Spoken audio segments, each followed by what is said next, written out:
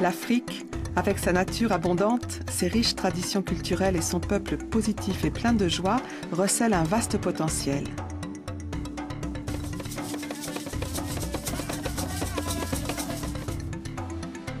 Jetro apporte son soutien aux entreprises japonaises qui importent des produits africains.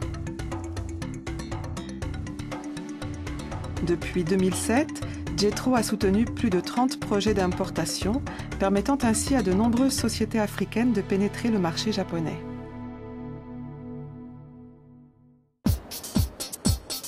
Voici le salon international Gift Show qui s'est tenu à Tokyo.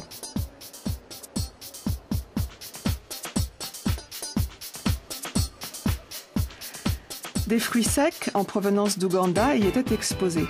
Sans sucre et sans additifs, la saveur et le goût naturellement sucré de ces produits leur ont assuré un accueil favorable.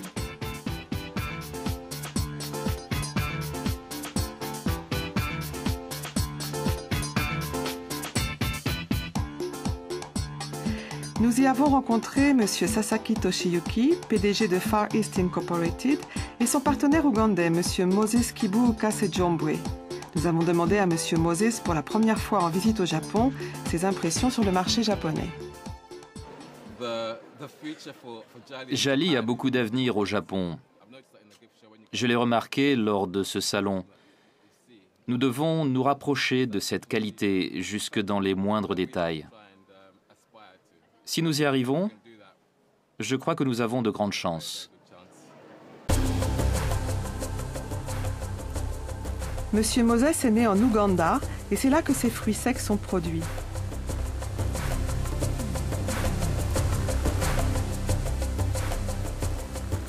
Jali, son village, est une des 3000 petites îles que compte le lac Victoria à la source du Nil.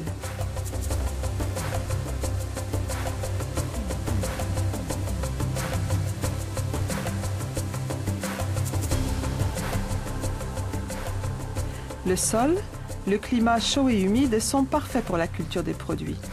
Monsieur Moses s'est associé avec ses frères pour monter le projet Jali Bio, une usine de traitement pour sécher les fruits. Au départ, il avait prévu de s'orienter vers les marchés européens, mais la présence en Europe des produits venus d'Asie du Sud-Est et vendus à bas prix rend difficile la mise en place de nouveaux marchés.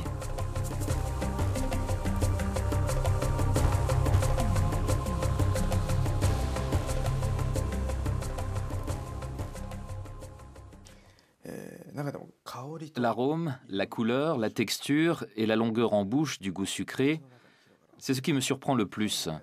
La mangue, l'ananas, la banane et le jacquier ont des saveurs complexes, très agréables.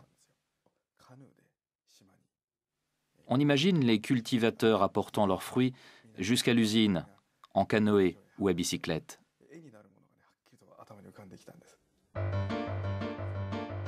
Le fait de visiter le village lui a permis de sentir et d'apprécier par lui-même l'excellente qualité des produits frais. Far East Incorporated, Jali Organic et Jetro ont décidé de s'associer.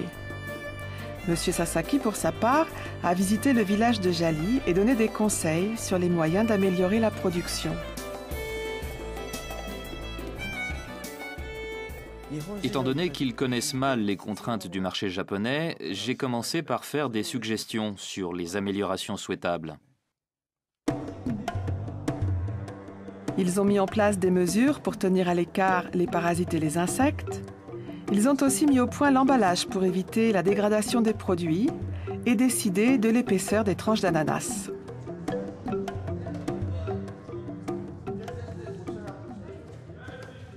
J'ai fait de nombreuses suggestions qui ne nécessitaient aucun investissement supplémentaire. Il s'agissait de faire quelques changements de base afin d'améliorer les méthodes opérationnelles et le rendement.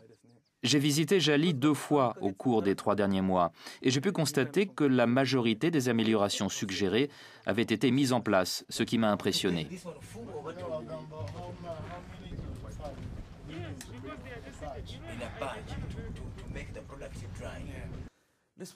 Ils ont rapidement réagi à ce que j'avais dit.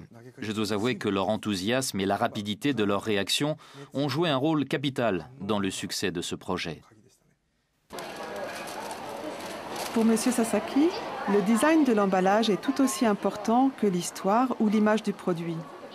Ces points sont essentiels et créent de la valeur ajoutée pour la vente de ces fruits goûteux en provenance d'Ouganda sur le marché japonais.